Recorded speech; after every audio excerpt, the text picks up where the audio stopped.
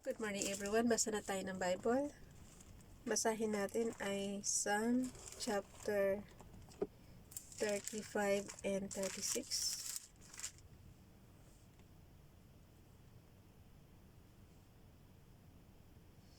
And Acts chapter 25 verse 1 to 27. Parang kahapon lang, no? Chapter 24 naman siya, verse 1 to 27. Ngayon naman, chapter 25 verse 1 to 27. Mas madaling tandaan. Dito muna tayo sa Acts. Basa. The trial before Festus. 3 days after arriving in the province, Festus went up from Caesarea to Jerusalem, where the chief priests and Jewish leaders appeared before him and presented the charges against Paul.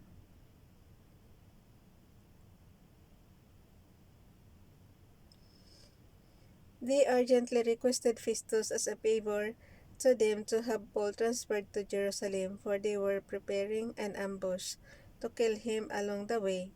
Festus answered, Paul is being held at Caesarea, and I myself am going there soon. Let some of you elders come with me and press charges against the man there if he has done anything wrong. After spending 8 or 10 days with him, he went down to Caesarea, and the next day he convened the court and ordered that Paul be brought before him. When Paul appeared, the Jews who had come down from Jerusalem stood around him, bringing many serious charges against him, which they could not prove. Then Paul made his defense. I have done nothing wrong against the law of the Jews, or against the temple, or against Caesar. Festus, wishing to do the Jews favor, said to Paul, Are you willing to go up to Jerusalem and stand trial before me there on these charges? Paul answered, I am now standing before Caesar's court, where I ought to be tried.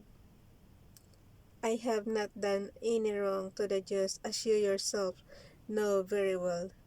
If, however, I am guilty of doing anything deserving death, I do not refuse to die. But if the charges brought against me by these Jews are not true, no one has the right to hand me over to them. I appeal to Caesar. After Festus had conferred with his council, he declared, You have appealed to Caesar. To Caesar you will go. Festus consults King Agrippa. A few days later, King Agrippa and Bernice arrived at Caesarea to pay their respect to Festus.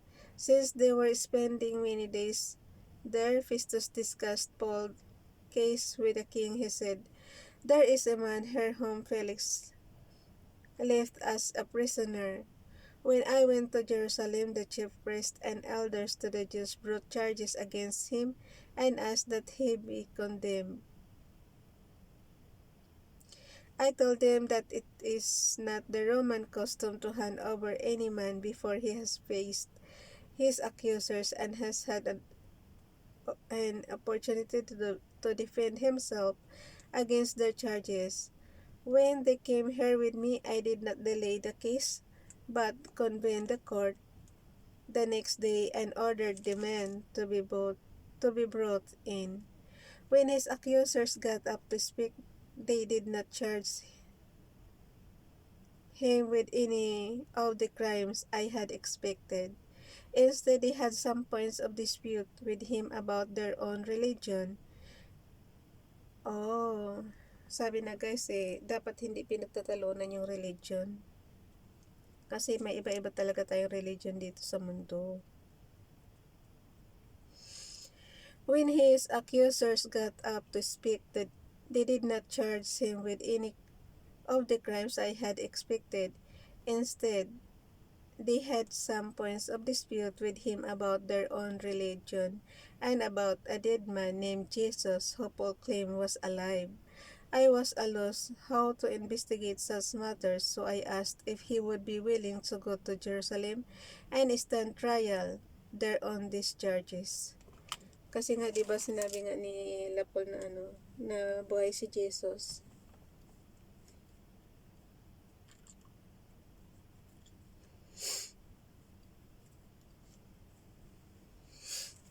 Yun ang pinagtatalunan nila.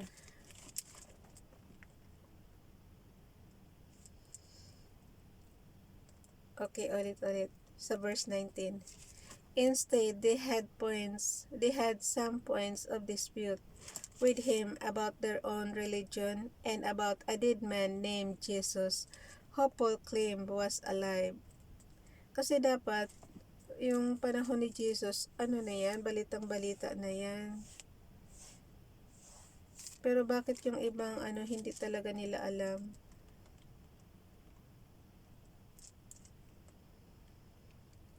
I was at a loss how to investigate such matters. So I asked if he would be willing to go to Jerusalem and stand trial there on these charges. When Paul made his appeal to be held over for the emperor's decision, I ordered him held until I could send him to Caesar. Then Agrippa said to Festus, I would like to hear this man myself. He replied, tomorrow you will hear him. Paul before Agrippa. The next day Agrippa and Bernice came with great pomp and entered the audience room with the high-ranking officers and the leading men of the city. At the command of Festus, Paul was brought in. Festus said, King Agrippa and all who are present with us, you see this man, the whole Jewish community, has petitioned me about him to Jerusalem and here in Caesarea, shouting that he ought not to live any longer.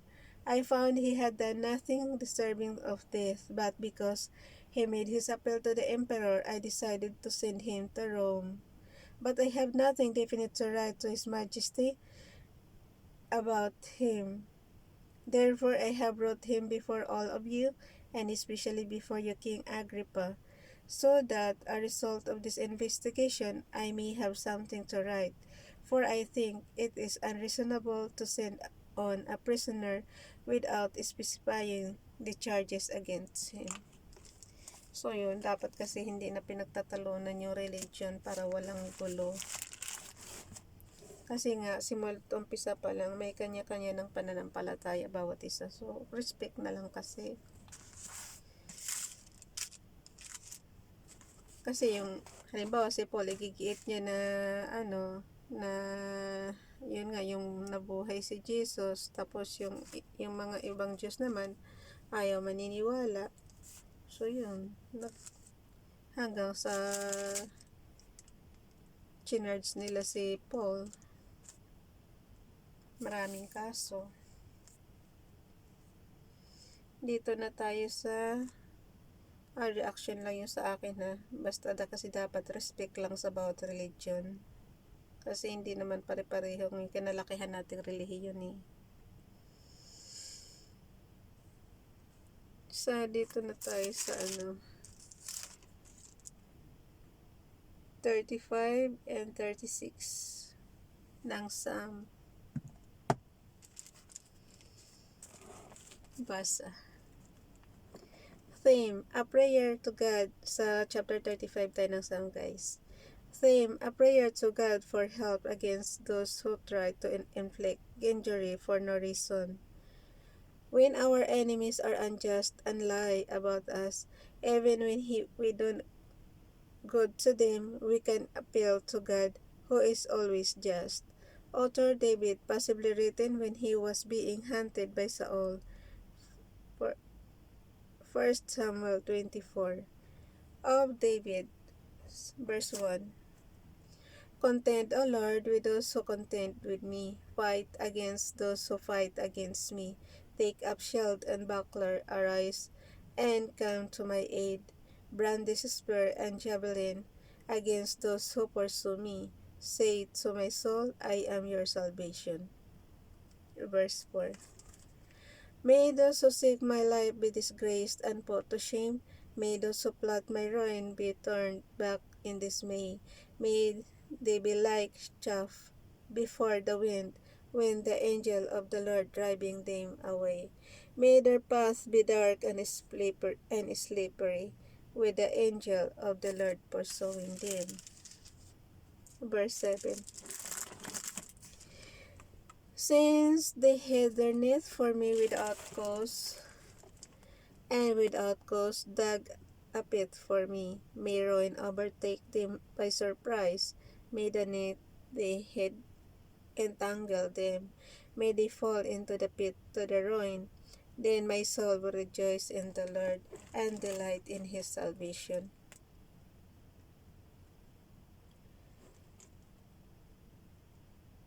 Verse 10. My whole being will exclaim, who is like you, O Lord? You rescue the poor from those too strong for them, the poor and needy from those who rob them.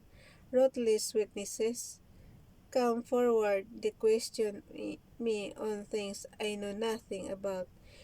They repay me evil for good and leave my soul forlorn. Yet they were Yet when they were ill, I put on a sackcloth and humbled myself with fasting. When my prayers returned to me unanswered, I went about mourning as though for my friend or brother. I bowed my head in grief as though weeping for my mother. But when I stumbled, they gathered in glee. Attackers gathered against me when I was unaware. They slandered me without ceasing, like the ungodly and maliciously mock. They gnashed their teeth at me. O Lord, how long will you look on? Rescue my life from the ravages, my precious life from these lions. I will give you thanks in the great assembly among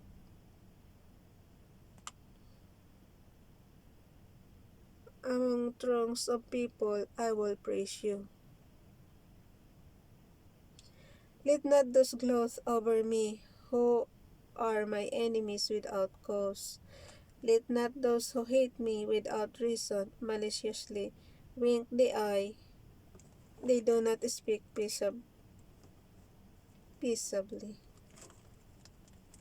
but devise false accusation against those who live quietly in the land. They gape at me and say, aha, aha, with our own eyes we have seen it. O Lord, you have seen this, be not silent. Do not be far from me, O Lord. Awake and rise to my defense. For me, my God and Lord, vindicate me and in your righteousness, O Lord, my God. Do not let them gloss over me. Do not let them think, aha, just what he wanted, or say, we have swallowed him up. Ang haba. May sa 26.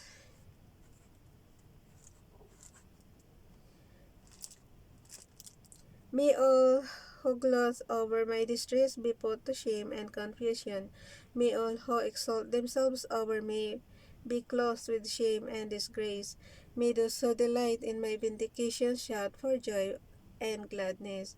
May they always say, the Lord be exalted, who delights in the well-being of his servant. My tongue will speak of your righteousness and of your praises all day long. Dito na tayo sa